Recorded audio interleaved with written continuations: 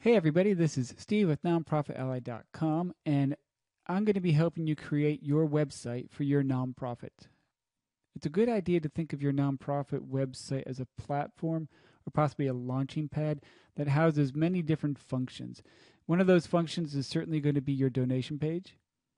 You're also going to link in your social media. You're going to have a way for people to sign up for emails and newsletters.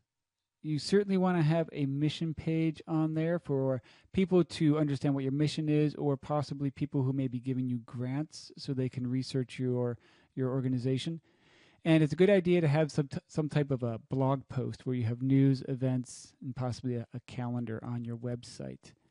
All of these different things, your donation page, your social media, your mission, your email list, your news and events, all get pulled into your website. And that's what I mean when I'm calling it a platform. This is your launching space for many things. And also, don't forget your contact page. That's also a very important part, because people will either want to email you, call you, or find a Google map to find out where your organization is. Now, I have heard of some organizations that have tried to get away with just using a Facebook page as their website.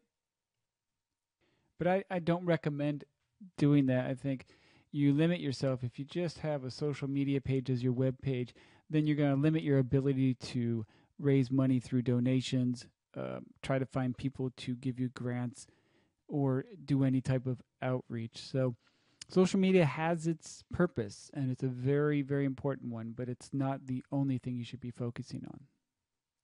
Okay, so let's move on here.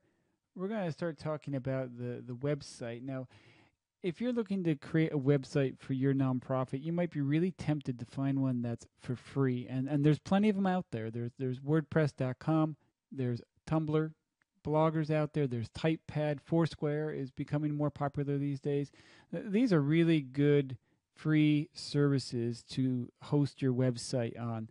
And they do offer some attractive packages and some attractive templates, but I could say there's a couple reasons that I don't use one of the free services, and a lot of that has to do with the fact that if you have a free WordPress.com site or Tumblr blog or something like that, that your URL, your domain name, is going to include their domain in it. So it might be like wordpress.yournonprofitname.com or tumblr.yournonprofitname. To me, that just isn't the most professional way to have a website. The other reason is that there's not a lot of add-ons or plugins that you can, or other features you can install onto some of these free services. So those are reasons enough for me to choose different platforms to produce websites. So the two that I recommend for people to use are WordPress and Weebly. Now, you did just hear me say that WordPress.com is a free service that includes its own name in the URL. So you might be a little confusing when I say I do choose to use WordPress, but there's WordPress.org, which is basically the platform, the blogging platform, the website platform of WordPress that you install onto a server, at which point you have a lot more freedom to add on different plugins and different widgets and different features, and also use your own domain name. And then Weebly is a really simple platform to use. It's a drop and drag, what some people call a WYSIWYG, what you see is what you get platform, and very easy to use. It doesn't have as many robust features as WordPress. I would recommend Weebly to anyone who doesn't have a website yet and needs one in a week because you have an event or a fundraiser or a grant opportunity and you just need to get one up quickly. Weebly is going to give you a good looking website. It's not going to have the fullest features, but it will do, and it will do for several months up to a year as you grow. But you're going to find that you'll eventually probably outgrow it. But if you want a simple up in the weekend website, I would choose Weebly for that. So whether you choose WordPress for your website or to use Weebly for your website, you're going to need your website to be hosted on a server. Now, a server is basically what houses your website. So your website goes onto a server, and you're going to have to find someone to host your website. So they're called a host. I use HostGator as my hosting service. I've been using them for about 7 years now, and have been really happy with their service, the quality of their server, and the really good prices. I should say here that I am an affiliate for HostGator.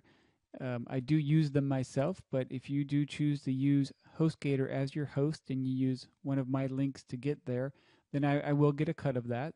You won't pay anything more, but it will help me out so that I can continue to do what I'm doing here. There are other ones out there. There's GoDaddy, which many people are familiar with. There's One-on-One. There's Bluehost.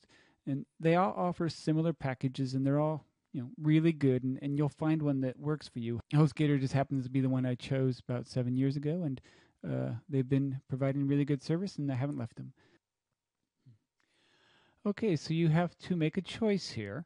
You have two different platforms that you can pick from. There's WordPress, and then there's Weebly. The difference between them, again, is that WordPress has a lot more features that can be added to it, such as plugins and widgets. It has a lot larger community that helps support it too. So if you're looking at a website that's going to be content rich, like your nonprofit is going to be a resource, or you're going to have products, or you're going to be updating it with lots of news and events, WordPress would probably be your best choice. Now, Weebly, on the other hand, a lot simpler to use.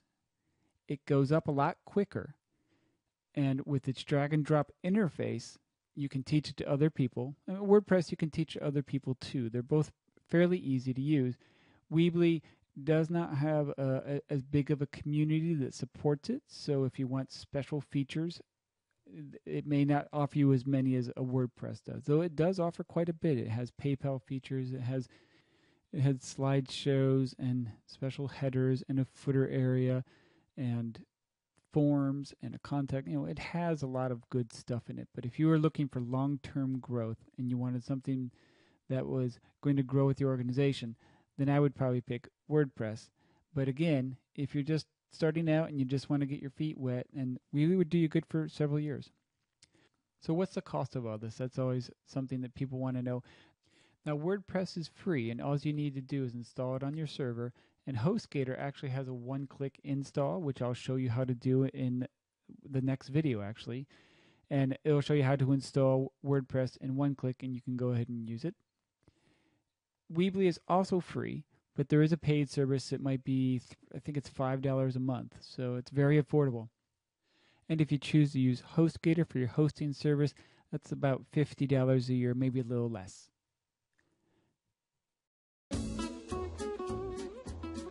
All right, well, that wraps up the introduction to the nonprofit website video tutorials. If you're ready to jump right in, you can go ahead and start on lesson 1 for WordPress or Weebly. Just pick which platform you want to use and get started.